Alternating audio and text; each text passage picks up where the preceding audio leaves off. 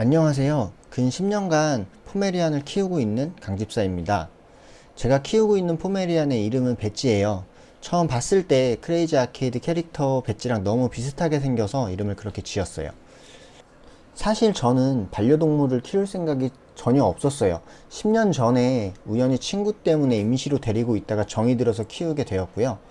배지랑 10년이란 시간을 보내면서 즐거운 일도 너무나 많아서 지금은 후회하지 않습니다. 지금은 이놈 없는 생활이 상상이 안 돼요. 벌써 나이도 13살이나 돼서 나중에 무지개 다리를 건너는 날이 올 텐데 라는 걱정도 되게 많이 하고 있고요. 오늘 보시는 영상은 제가 키우고 있는 포메리안에게 매월 지출되는 비용이 어느 정도인지 알려드리기 위해서 만들었고요. 포메리안을 키우려고 준비하시는 분들에게 도움이 되는 정보면 정말 좋겠어요. 저는 현재 평범한 회사원인데요. 직장 생활 전에 개인 사업을 하면서 생긴 버릇이 가계부를 정리하는 거였어요. 월 단위로 연말이나 연초에 지출 비용을 예상해서 대략적인 계획을 만들고 새해를 시작합니다. 회사에서 연말에 정산 외에 내년 예산 계획을 짜듯이 정리하는데 좀 특이한 버릇이긴 하죠.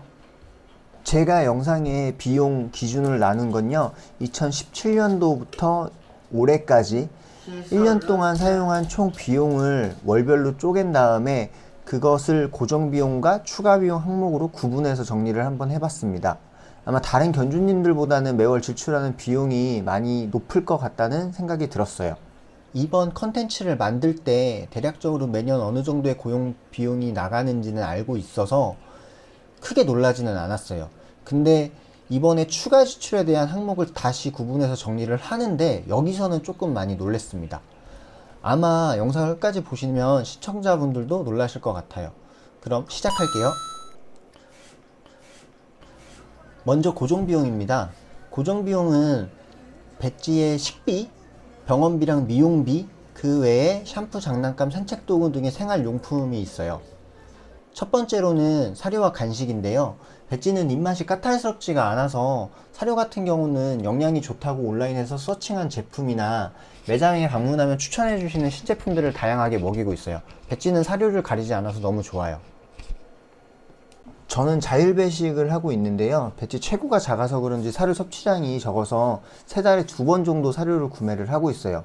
그래서 배지 사료를 선택할 때 집사의 자기만족 부분이 크긴 하지만 키로당 5만원에서 7만원 정도의 사료를 먹이는 편이에요. 그렇다고 해서 대중적인 가격에 2, 3만원대의 제품을 아예 안 먹이는 건 아니고요. 새로운 브랜드나 신제품이 나오면 다양하게 먹이고 있습니다.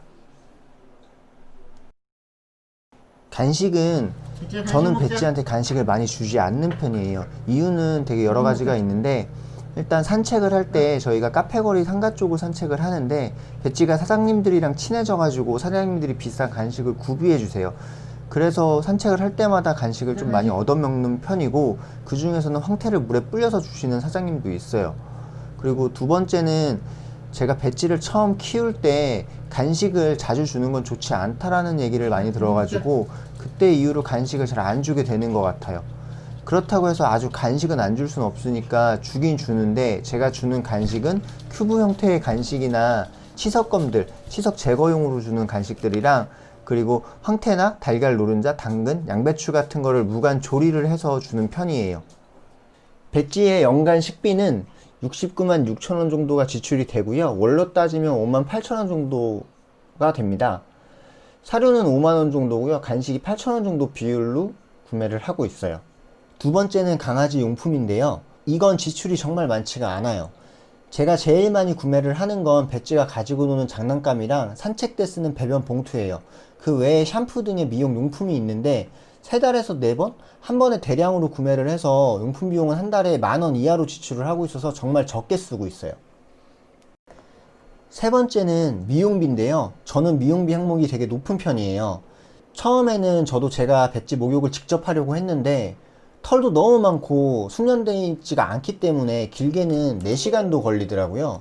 보통은 3시간 걸리는 것 같아요. 그래서 저는 특별한 날이 아니면 애견 미용샵에 그냥 맡기고 있어요. 대신 배지 미용실을 자주 바꾸진 않아요. 한번 방문을 해보고 좋으면 1년치 예약을 하고 나옵니다. 배지의 미용 스케줄은 2주에 한 번씩 월 2회를 하고요. 분기별로 가위컷도 추가로 진행을 해요. 목욕비는 1회에 38,500원이고요. 가위컷은 1회에 88,000원씩을 지불하고 있어요. 그럼 1년에 최소 24회 목욕 일정이 잡히는데 가위컷 일정 4번을 제외를 하면 20번 정도 샵에서 목욕을 합니다. 미용 비용을 정리를 하면 가위컷 1년 전체 비용은 35만 2천원이고요. 목욕비는 1년 77만 원이 지출이 돼요. 이거를 12개월로 각각 나누면 가위컷은 29,300원이 되고요. 목욕비는 6만 4천원이 됩니다. 전체적으로 합치면 미용비가 약 9만 3천원 정도 발생하는 걸로 확인을 했어요. 네 번째는 병원비예요. 매년 심장 사상충이랑 외부 기생충 비용이 2만 4천원씩 발생을 하고 있습니다. 요즘에는 1년에 한 번만 하는 약도 있고 직접 약국에서 사면 더 저렴하게 할 수 있는데 저는 2만 4천원에 의사 선생님이 육안으로 확인할 수 있는 귀나 피부, 안구 상태를 봐주는 기본 진료가 포함되어 있는 가격이에요. 이것도 역시나 저의 선택이고요.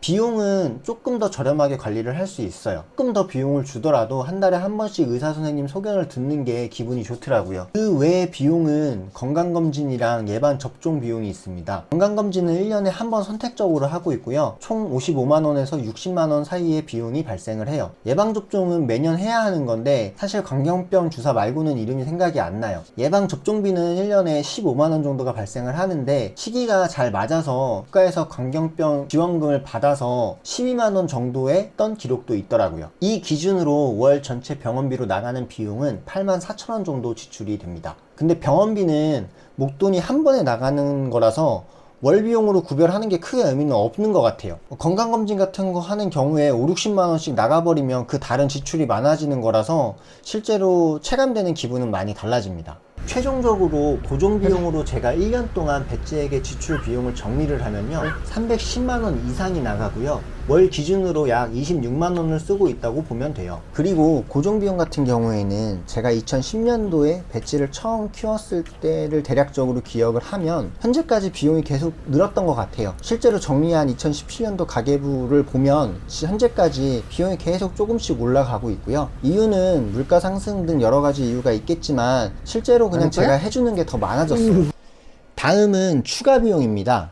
추가 비용이라고 하면 뭐가 있을까라고 생각하실 텐데요. 제가 정의한 추가 비용은 정말 돌발 지출이에요. 예를 들면 갑자기 애견 용품점에 갔는데 와 이건 사야 돼 하는 제품들이 꼭 하나씩 있더라고요. 포메리안 같은 경우는 털이 생명인데 털과 관련 있는 제품들을 보면 계획 없이 제가 사는 편이에요. 그런데 이런 제품들이 정말 비싸요. 그리고 마지막으로 갑자기 아프거나 다칠 때 비용이 많이 나가죠. 동물들 병원비는 굳이 말로 안 해드려도 어마어마하다는 걸 다들 알고 계실 거예요. 이번에 이런 컨텐츠를 만들면서 저도 처음 고정비를 제외한 비용을 계산하면서 놀랐는데요. 2017년도, 19년도 그리고 올해 비용까지 전부 다 확인을 해봤는데 연평균 거의 180만원 정도를 쓰고 있더라고요. 물론 여기에는 제품 구매만 한 건 아니고요. 배지랑 애견 카페, 교회에 나가서 노는 비용 모든 것들이 포함되어 있습니다. 그걸 월로 계산하면 15만원 정도 사용을 하고 있었어요. 그리고 역시 추가 비용도 2017년도 기준으로 계속 조금씩 늘어났어요. 올해는 코로나 때문인지 좀 적게 쓰긴 했는데 2019년도에는 추가 비용이 200만원이 넘었더라고요. 반려견 육아 유지비에 대한 부분이 도움이 되셨나요?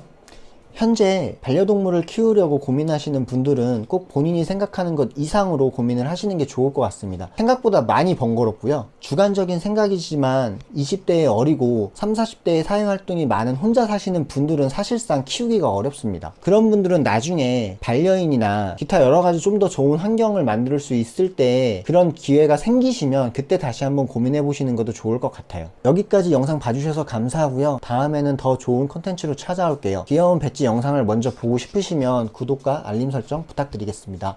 감사합니다.